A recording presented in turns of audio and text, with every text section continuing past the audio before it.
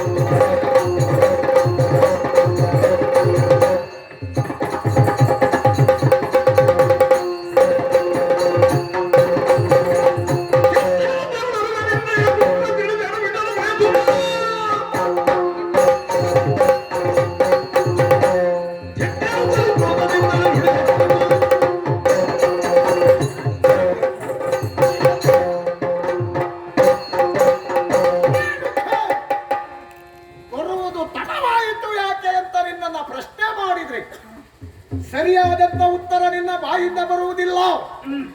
ವಿಮಲ ಚರಿತನಾದಂತ ನಾನೆಲ್ಲವನ್ನ ತಿಳಿದುಕೊಳ್ಳುವವ. ಹೌದು, ಲೋಕದಲ್ಲಿ ಏನಾಗುತ್ತದೆ ಅಂತ ನಿಂತಲ್ಲಿಯೇ ತಿಳಿದುಕೊಳ್ಳುವ ಯೋಗ್ಯತೆ ಉಳ್ಳವ ಇಚ್ಛಾದಗ್ನಿ. ಅರ್ಥವಾಯಿತು. ನಿನ್ನ ಗಂಡನ ಬಾಯಿಂದಲೇ ಕೇಳಬೇಕು ನೀನು ತಪ್ಪು ಮಾಡಿದ್ದು ಎನ್ನುವುದು ನಿನ್ನ ಉದ್ದೇಶ ಇರಬೇಕು. ನರ್ಮದಾ ತೀರಕ್ಕೆ ಹೋದೆ. ನೀನು ಹೋಗುವ ಸಂದರ್ಭದಲ್ಲಿ ಗಂಧರ್ವ ಲೋಕದ ಒಬ್ಬ ಗಂಧರ್ವ ಕೇಚರ 16 ಹೆಣ್ಣು ಮಕ್ಕಳನ್ನೆಲ್ಲ ಜೊತೆ ಸೇರಿಸಿಕೊಂಡು ಜಲಕ್ರೀಡೆಯನ್ನ ಆಡುತ್ತಾ ಇದ್ದವ. ಅವನ ಜಲಕ್ರೀಡೆಯನ್ನ ನೋಡಿದಂತ ನೀನು ಒಮ್ಮೆಲೆ ಮೈಮರೆತು ಇಂಥ ಸುಖ ನನಗಿಲ್ಲ ಎನ್ನುವುದಾಗಿ ಅಲ್ಲಿ ಒಮ್ಮೆ ಮೈಮರೆತು ಬಿಟ್ಟವಳು ನೀನು. ಒಂದಲ್ಲ, ಎರಡಲ್ಲ, ಮೂರಲ್ಲ, ನಾಲ್ಕಲ್ಲ, 5 ಮಕ್ಕಳಿಗೆ ತಾಯಿಯಾದ ನಿನಗೆ ಸ್ಮರಣವಾದಿಗಳು ಮೀನಾಗೆ ಚರಣ ಕಂಡುದಲ್ಲ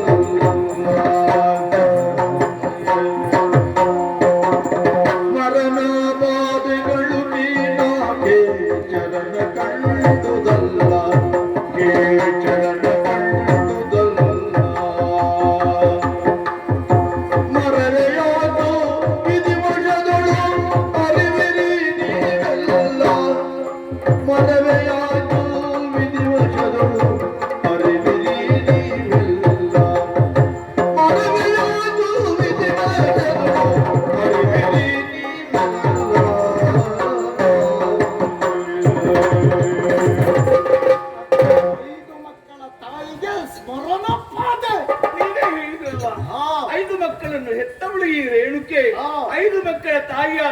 ನನ್ನಲ್ಲಿ ಇನ್ನು ಕಾಮವಾಂಛೆ ಇರುವುದಕ್ಕೆ ಸಾಧ್ಯವೇ ಸ್ವಾಮಿ? ಹಾಗೆ ವರ್ತಿಸಿದೆಯಲ್ಲ. ಶುದ್ಧೋದಕವನ್ನು ತರುವುದಕ್ಕೆ ಬೇಕಾಗಿ ನರ್ಮದೆಯ ತೀರಕ್ಕೆ ಹೋದಾಗ ಅಲ್ಲಿ ಕೇತನ ಜಲಕ್ರೀಡೆಯನ್ನು ಆಡ್ತಾ ಇದ್ದದ್ದು ಹೌದು ಸ್ವಾಮಿ. ಹೌದಾ? ಒಬ್ಬ ಪತಿವೃತ್ತಿಯಾದಂತಹ ನಾರಿ ವಿವಸ್ತ್ರನಾದ ಪರಪುರುಷನನ್ನು ನೋಡಲೇ ಕೂಡದು. ನೋಡಿದೆಯಲ್ಲ ಎನ್ನುವ ವಿಚಾರ ನನಗೆ ತಿಳಿದಿದೆ. ಆದರೂ ನೋಡಿದೆ ಯಾಕೆ ನೋಡಬಾರದೆನ್ನುವ ಕಲ್ಪನೆ ನನ್ನ ಮನದಿಂದ ಮರವೆಯಾಯಿತು. ಇದಕ್ಕೆ ಕಾರಣ ಏನು ಎನ್ನುವ ಹಾಗೆ ತಾವು ಪ್ರಶ್ನೆ ಮಾಡಿದ್ರೆ ಎಲ್ಲವೂ ವಿಧಿವಶದಿಂದ ಮರವಿಯಾಗಿ ಹೋಯಿತು. ಈ ವಿಚಾರ ತಮಗೆ ತಿಳಿದಿಲ್ವೇ ಸ್ವಾಮಿ? ನೀನು ತಪ್ಪು ಮಾಡಿ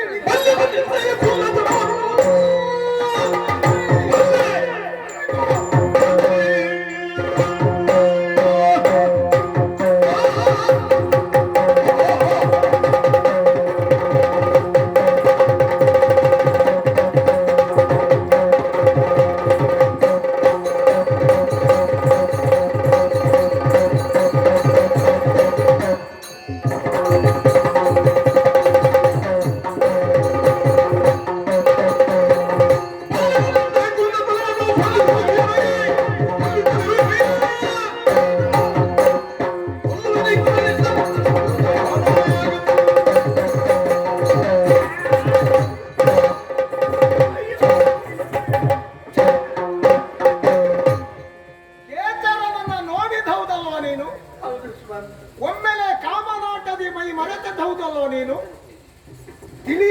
ತಿಳಿಯದೋ ತಿಳಿದು ಕಾಮನಾಟದಿ ಮೈ ಮರೆತೆಯಂತಾದರೆ ಒಬ್ಬಳು ಸದ್ಗ್ರಹಿಣಿಯಾದವಳು ಆ ರೀತಿಯಾಗಿ ಮನಸ್ಸಿನಲ್ಲಿಯೇ ಯೋಚನೆ ಮಾಡಿದ್ದು ಅಂತಾದ್ರೆ ಅವಳೊಬ್ಬಳು ಮಾನಸಿಕ ವಿಭಿಚಾರಣಿ ಅಂತ ಆಗ್ತಾಳೆ. ನೀನು ಮಾಡಿದ್ದು ತಪ್ಪು ಅದೇ. ಆದ್ದರಿಂದ ಹೇಳ್ತಾ ಇದ್ದೇನೆ, ನಿನಗೆ ವಿಭಿಚಾರದ ಪಟ್ಟ ನಾನು ಕಟ್ಟುತ್ತಾ ಇದ್ದೇನೆ. ನಿನ್ನಂತವಳು ನನಗೆ ಹೆಂಡತಿಯಲ್ಲ, ನಿನಗೆ ನಾನು ಗಂಡನಲ್ಲ. ಪುಣ್ಯ ಆಶ್ರಮದಲ್ಲಿ ಒಂದು ಗಳಿಗೆಯೂ ನಿನಗೆ ಇರುವುದಕ್ಕೆ ಅವಕಾಶ ಇಲ್ಲ. ಅಟಗ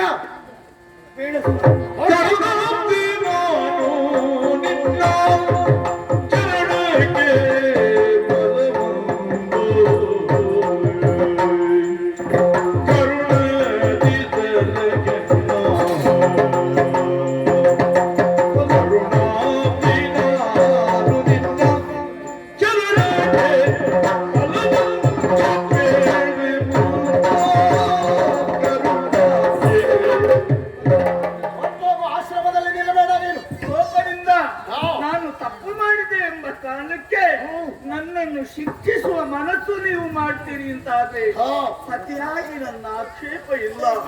ಅದೇ ಆಶ್ರಮ ಬಿಟ್ಟು ಹೊರಟು ಹೋಗು ಎನ್ನುವ ದೊಡ್ಡ ಶಿಕ್ಷೆ ಮಾತ್ರ ನನ್ನ ಪಾಲಿಗೆ ವಿಧಿಸಬೇಡಿ ಸ್ವಾಮಿ. ಗಂಡನಿಗೆ ಬೇಡದಿರುವ ಹೆಂಡತಿ ಮತ್ತೆ ಪ್ರಪಂಚದಲ್ಲಿ ಸಮಾಜದಲ್ಲಿ ಬದುಕುವುದಕ್ಕೆ ಸಾಧ್ಯ ಇಲ್ಲ. ನೀವೇನೇ ಹೇಳಿದ್ರು ಈ ಆಶ್ರಮ ಬಿಟ್ಟು ಹೋಗುವುದಿಲ್ಲ. ಬದಲಾಗಿ ಅವ ಶಿಕ್ಷೆ ಕೊಟ್ಟು ನಾನು ಅನುಭವಿಸ್ತೇನೆ. ಹೋಗುವುದಿಲ್ಲ.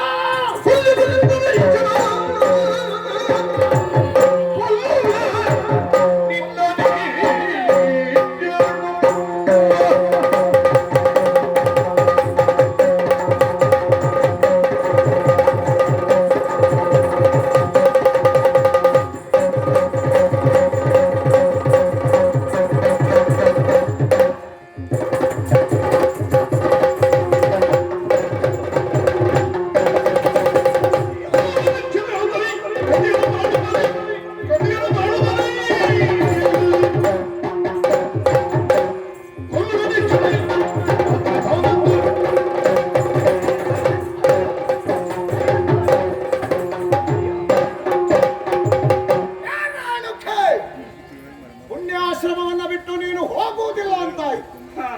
ನೀನು ನನಗೆ ಹೆಂಡತಿಯಲ್ಲ ಎನ್ನುವುದಾಗಿ ನಿನ್ನನ್ನು ತಿರಸ್ಕಾರ ನಾನು ಮಾಡಿ ಆಯಿತು. ಇನ್ನು ನಿನ್ನನ್ನು ಸ್ವೀಕರಿಸುವುದಿಲ್ಲ. ಆಶ್ರಮ ಬಿಟ್ಟು ಹೋಗುವುದಿಲ್ಲ ಅಂತಾದ್ರೆ ನಿನ್ನಂತವಳು ಬದುಕಲೇಬಾರದು. ನಿನ್ನನ್ನು ಕೊಂದೇ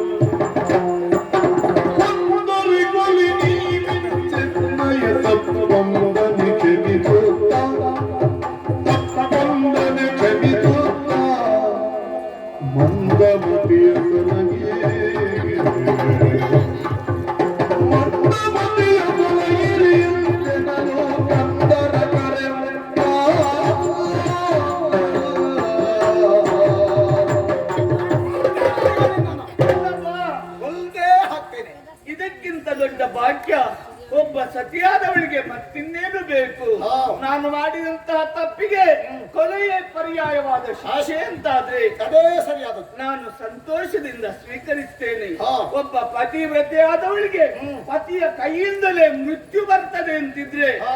ಅವಳು ಮೋಕ್ಷವನ್ನು ಪಡೆಯುವುದಕ್ಕೆ ಸಾಧ್ಯ ಆಗುತ್ತದಂತೆ. ಹಾ. ವಲ್ಲಭ, ಏನು?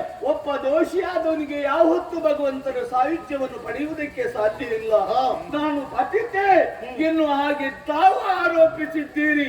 ನೀನು ಪರಿಶುದ್ಧಳು ಎಂದು ಶುದ್ಧ ಚಾರಿತ್ರ್ಯವಂತರಾದಂತಹ ನೀವು ಹೇಳಿದ್ರೆ ನಾನು ಪರಿಶುದ್ಧಳಾಗಿ ಮೋಕ್ಷವನ್ನು ಪಡಿತೇನೆ. ರೇಣುಕೆ, ನಿನ್ನದು ತಪ್ಪೇ ಇಲ್ಲ, ನೀನು ಪರಿಶುದ್ಧಳು ಅಂತ ಹೇಳಿ ನನ್ನನ್ನು ಕೊಲ್ಲಿ ಸ್ವಾಮಿ. ಮಾಡಿದ ತಪ್ಪನ್ನು ನಾನು ಕ್ಷಮಿಸಬೇಕು. ನಿನ್ನನ್ನು ನಾನು ಕೊಂದೆ ಅಂತಾದರೆ, ಗಂಡನ ಕೈಯಿಂದ ಮರಣ ಬಂತು ಅಂತಾದರೆ ಸ್ವರ್ಗದಲ್ಲಿ ನಿನಗೆ ಮುಕ್ತಿ ಸಿಕ್ಕುತ್ತದೆ. ಇಲ್ಲಿ ತಪ್ಪು ಮಾಡಿದ್ದಲ್ಲದೆ ಅಲ್ಲಿ ಹೋಗಿ ಮತ್ತೆ ತಪ್ಪು ಮಾಡಬೇಕು ಅಂತ ಉಂಟಾ? ನಿನ್ನಂತವಳಿಗೆ ಸ್ವರ್ಗದಲ್ಲಿ ಸ್ಥಾನ ಸಿಗಬಾರದು. ನೀನು ಮಾಡಿದ ತಪ್ಪಿಗೆ ನರಕದಲ್ಲಿಯೇ ವಿಲಿ ವಿಲಿಯಾಗಿ ಒದ್ದಾಡಬೇಕು. ಅದಕ್ಕಾಗಿ ಏನು ಮಾಡ್ತೇನೆ ಗೊತ್ತಾ? ನಾನು ನಿನ್ನನ್ನು ಕೊಲ್ಲುವುದಿಲ್ಲ, ನಿನ್ನ ಹೊಟ್ಟೆಯಲ್ಲಿ ಹುಟ್ಟಿಸಿದ ಮಕ್ಕಳಿಂದ ನಿನ್ನನ್ನು ಕೊಲ್ಲಿಸುತ್ತೇನೆ.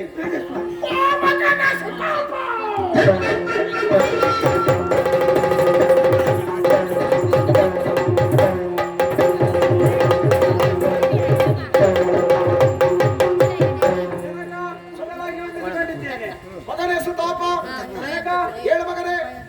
ಒಮ್ಮಿನೊಮ್ಮೆ ಕರೆ ಇದ್ದಲ್ಲ ಆ ಜನಕ ಏನಕ್ಕೆ ಕರೆದಿದ್ದು? ಓಲಿ ಉಂಟು ಅದೇನದು ಕತ್ತಿ ಹಿಡ್ಕೋದಲ್ಲ. ಜನಕ ಏನು ಹರಿತವಾದಂತ ಕತ್ತಿ ಏನ್ ಮಾಡುದು? ಅಪ್ಪ ಮಗನೇ, ನನ್ನ ಮಗ ನೀನು ಹೌದಾ? ನನ್ನ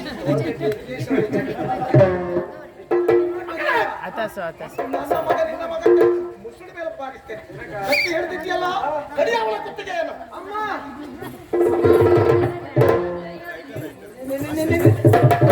ಅಮ್ಮನಿಗೆ ಹೋಗಿ ಹೊಂದಿಸು ಅಂತ ಹೇಳಿದ್ದಲ್ಲ, ಅವಳ ತಲೆಯನ್ನ ಕತ್ತರಿಸು ಅಂತ ಹೇಳಿದ್ದೆ. ಜನಕ ಏನೋ ಒಂದು ಕೆಲಸ ನಿನ್ನಿಂದ ಆಗುದಿಲ್ಲ. ಬೇರೆ ಏನು ಕೆಲಸ ಮಾಡ್ತೀನಿ? ನೀವೇನೇ ಹೇಳಿದ್ರು ಮಾಡ್ತೇನೆ. ಕತ್ತಿ ಬಿಸಾಡಿದೆಯಲ್ಲ, ಎತ್ತಿಕೊಳ್ಳಿ.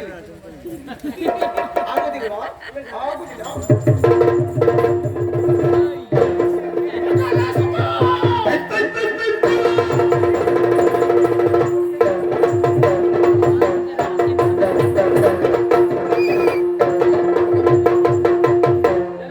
ಮಗನೇ ಸುಮಾ, ಮೊದಲಾಗಿ ಹೊಂದಿಸಿಕೊಂಡಿದ್ದೇನೆ. ಹೇಳು. ಮಗನೇ ಸುಮ ಇತ್ತವ ಎನ್ನುವಾಗಿ ನಿಮ್ಮ ದೀರ್ಘವಾದ ಕರೆ, ಹೌದು. ನಿಮ್ಮ ದೀರ್ಘವಾದ ಕರೆಯನ್ನು ಅರಿಸಿ ಬಂದಿದ್ದೇನೆ. ಹಾ. ನನ್ನಿಂದ ಏನಾಗಬೇಕು ಹೇಳಿ ಜನಕ?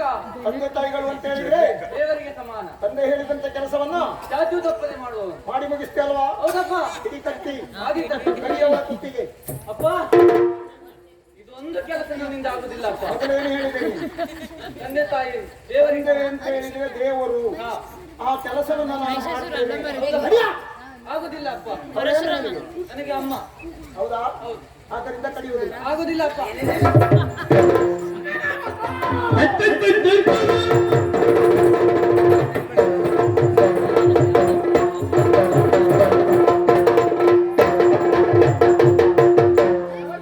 ವಸು, ಪವಿತ್ರವಾದ ಪಾದಗಳಿಗೆ ಹೊಂದಿಸಿಕೊಂಡಿದ್ದೇನೆ. ಹೇಳು ಮಗು. ಅವಸರದಿಂದ ಕರೆ, ಹೌದು. ಕರೆಗೆ ಹೋಗೊಟ್ಟು ಓಡೋಡಿ ಬಂದಿದ್ದೇನೆ. ಹಾ. ನನ್ನಿಂದೇನಾಗಬೇಕು? ತಂದೆ ಹೇಳಿದಂತ ಕೆಲಸವನ್ನು ಮಾಡ್ತೀಯಲ್ಲ ಮಗನೇ? ಮಾಡ್ತೇನೆ. ಹಿಡಿ ಕತ್ತಿ, ಕಡಿಯವಳ ಕುತ್ತಿಗೆ. ಅಮ್ಮ, ಅಸ್ತಿತ್ವ ಕಟ್ಟದಲ್ಲ ನಾನು. ನಾನು ಏನು ಹೇಳಿದ್ದೆ ನಿನಗೆ? ಅವ್ರು ಕೊಡಿ ಅಂತ. ಅದನ್ನ ಆ ಕೆಲಸ ಮಾಡು. ಆಗುದಿಲ್ಲಪ್ಪ. ಯಾಕಾಗುದಿಲ್ಲ? ನೀವೇ ಹೇಳಿದ್ದಲ್ವಾ, ಏನಂತ? ಉಪ್ಪಿಗಿಂತ ರುಚಿ ಇಲ್ಲ, ತಾಯಿಗಿಂತ ಬಂಧು ಇಲ್ಲ ಅಂತ. ನಾನೇ ಅದನ್ನೇ ಹೇಳಿಕೊಟ್ಟವನು ನಾನೇ. ಈಗ ನೀವು ಇದನ್ನೇ ಹೇಳ್ತಾ ಈಗ ಇದನ್ನು ಹೇಳುವವನು ನಾನೇ. ಏನಾಯ್ತಪ್ಪ ನಿಮಗೆ ಇವತ್ತು? ಮಾಡಿಸ್ತೇನೆ, ಏನಾಗಲಿಲ್ಲ, ಸರಿಯಾಗಿ ಇರ್ತದೆ. ನಾನು ಹೇಳಿದ ಕೆಲಸ ನೀನು ಮಾಡ್ತೀಯಲ್ವಾ? ಒಂದು ಕೆಲಸಕ್ಕೆ ಬೇರೆ ಏನಾಗ್ತದೆ?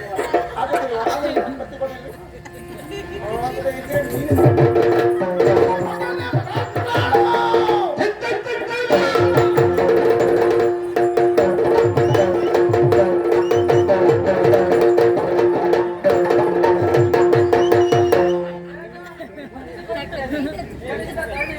ನಿನ್ನಲ್ಲಿ ಹೆಚ್ಚು ಮಾತಾಡುವುದಿಲ್ಲ ಮಗ.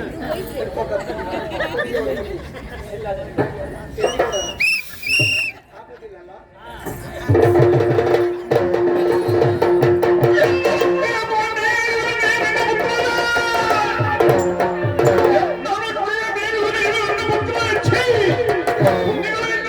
ನಾನು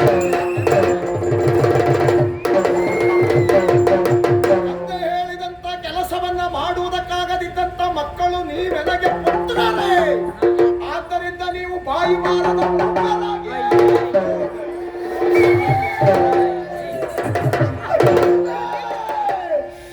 ಈ ಮಕ್ಕಳಿಂದ ಆಗಲಿಲ್ಲ ಅಂತ ನೀನು ಹೀಗೆ ಹೇಳಿದ್ರೆ ನೀನು ಸಾಯುವುದೇ. ನಿನ್ನನ್ನ ಕೊಲ್ಲಿಸ್ತೇನೆ ಯಾರಿಂದ ಗೊತ್ತಾ? ಇದ್ದಾನಲ್ಲ ನನ್ನ ಕೊನೆಯ ಮಗ ಭಾರ್ಗವ, ರಜತಾದ್ರಿಯಲ್ಲಿ ಗಣಪತಿಯಲ್ಲಿ ವಿದ್ಯೆ ಕಲಿಯುತ್ತಾ ಇದ್ದಾನೆ, ಅವನನ್ನೇ ಕಲಿಸ್ತೇನೆ.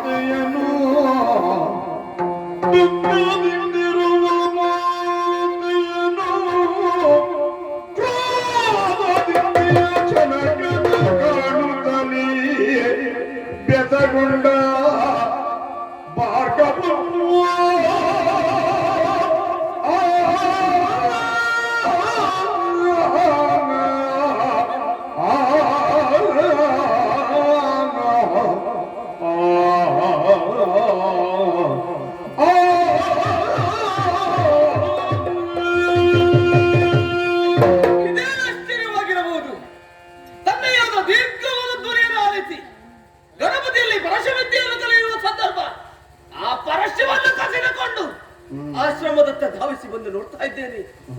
ಒಂದೆಡೆಯಲ್ಲಿ ಅಣ್ಣಂದಿರು ಮೂರ್ಛಾವಸ್ಥೆಯಲ್ಲಿ ಧನಶಾಲಿಯಾಗಿ ಬಿದ್ದಿದ್ದಾರೆ.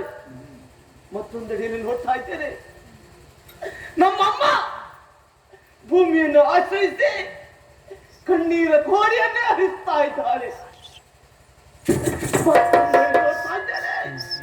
ಇದೇನಿದು? ನಮ್ಮ ತಂದೆ ಕಟ್ಟಡ ಎನ್ನುವುದು ಬೆಂಕಿಯ ಉಂಡೆಗಳ ಹಾಗೆ ಕೊತ ಕೊತ ಕೊತನೆ ಕುದಿತಾ ಇವೆ. ಈ ರೋಚಕ್ಕೆ ಕಾರಣ ಏನಿರಬಹುದು? ಕರೆದು ತಂದೆ ಅಲ್ವೇ? ಅವರೆಲ್ಲ ವಿಚಾರಿಸ್ತಾರೆ.